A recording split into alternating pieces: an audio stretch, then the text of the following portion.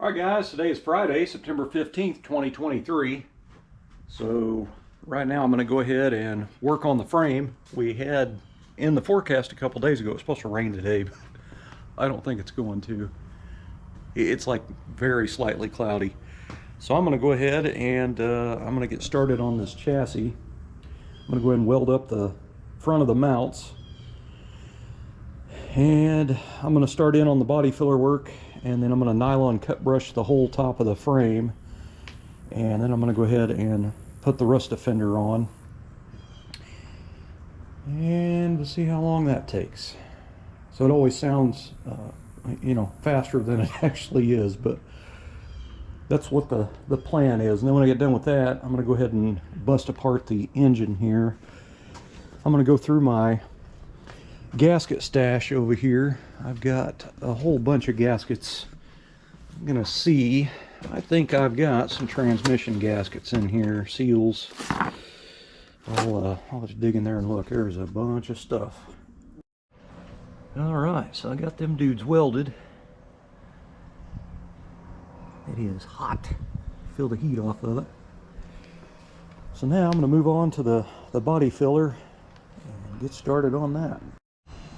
Well, I started the block sanding process on just really going to be doing just the front section of the frame up here on the top side to make this look nice when the hood's open. So anyway, I'm basically wanting to go down to the second body mount pad here, but on the inside where I'd already primered it with the rust defender, I haven't done the top edges, but I have done the bottom and both sides. I went ahead and blocked it to the trans mount, and it all blocked out just with 2 coats of rust defender. And the frame's pretty pitted. I mean, you can kind of see it back there behind that trans mount that I welded on, all them speckles. I mean, that's how bad pitted the frame is. This is actually the worst part, is that inside edge of that frame rail right there. It must have had the most sun on it or something, I don't know, but anyway, the back part of the cradle back here's got some pretty deep stuff, so I'm going to go ahead and just load that with rust defender. But I'm actually using 80 grit and blocking the rust defender with 80, and it's sanding it all the way down. Because that stuff, I'm going to go back over this part with rust defender, and it doesn't shrink, so you can put it over heavy sand scratches. I'm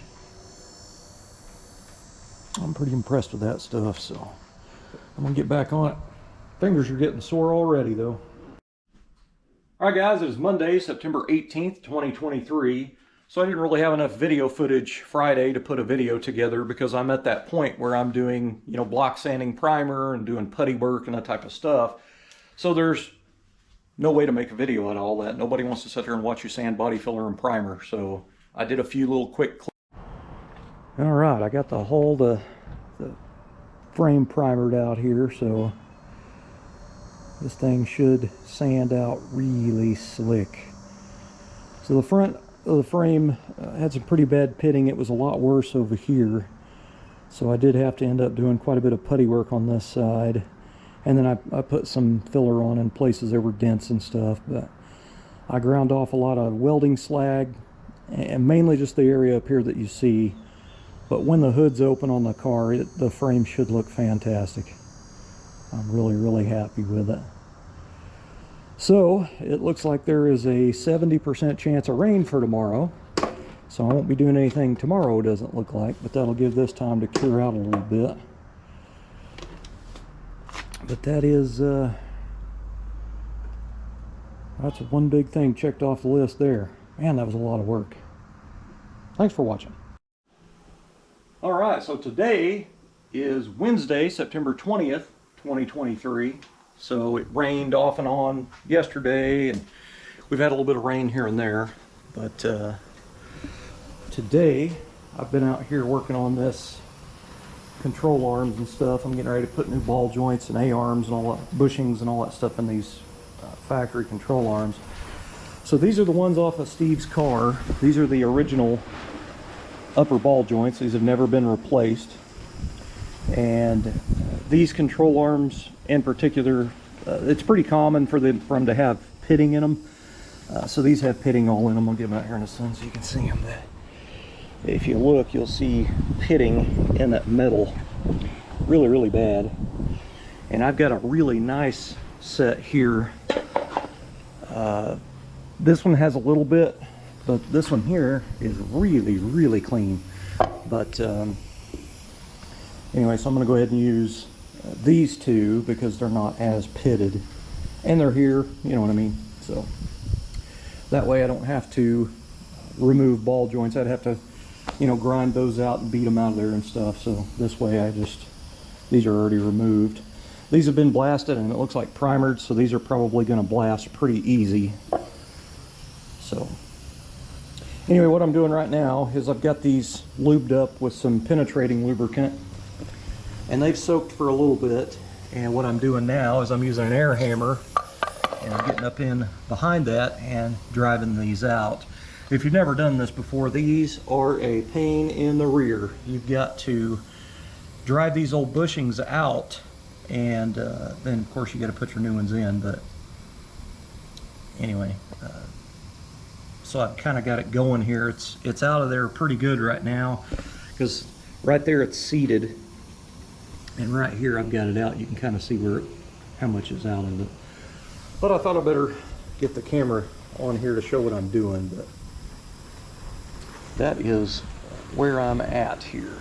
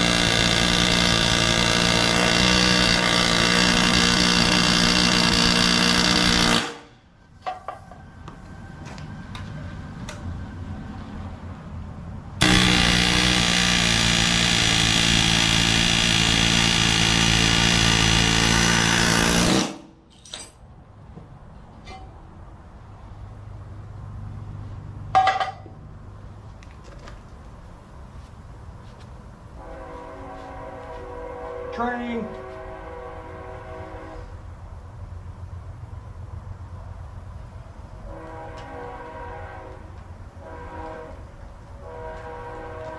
You always want to inspect these when you pull them off. This is a wear point on these shafts, and they do sell these new if you have to buy them. One easy place to look very first is make sure the hole is in the center, because sometimes these will wear and it'll actually have a thin side to it. When you look at it, it looks funny. So this one appears to be really, really nice. So this one's definitely reusable. When I tore apart my wife's 55 four-door, all four of them, all four control arms, those shafts were completely wasted. So luckily I had another set here and used those. But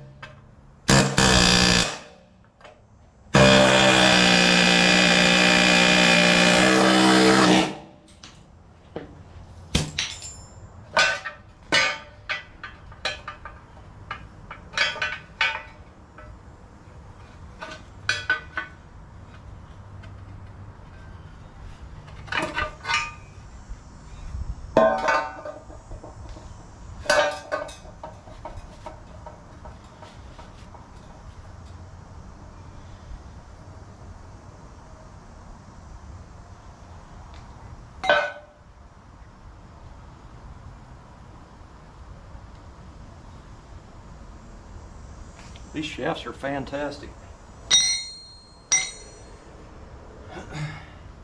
Also, when you're doing your control arms, you always want to check your square nuts that are welded into these for your shock mounting, because a lot of times these are either stripped or sometimes they're gone.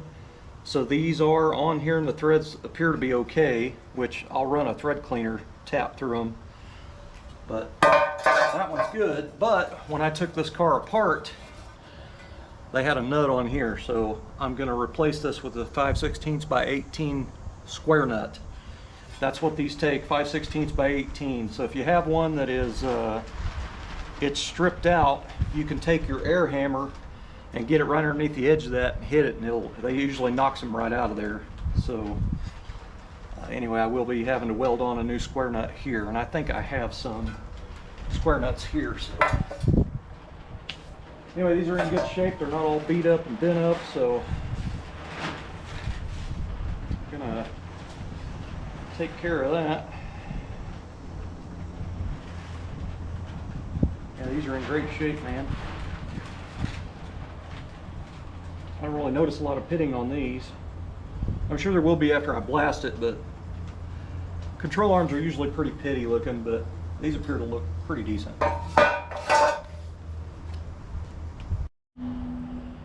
All right, so I've got the new square nut in place. I used an old bolt to bolt it down on there tight, but I cleaned the zinc coating off of that on the wire wheel, and that way, you know, it'll stick good with the welder. But anyway, I'm gonna weld up the nut on there. Then it should be pretty good to go ahead and blast. Got a little bit of cleanup to do around these edges of this with the roll lock disc, but other than that, get rolling on this A-arm rebuild.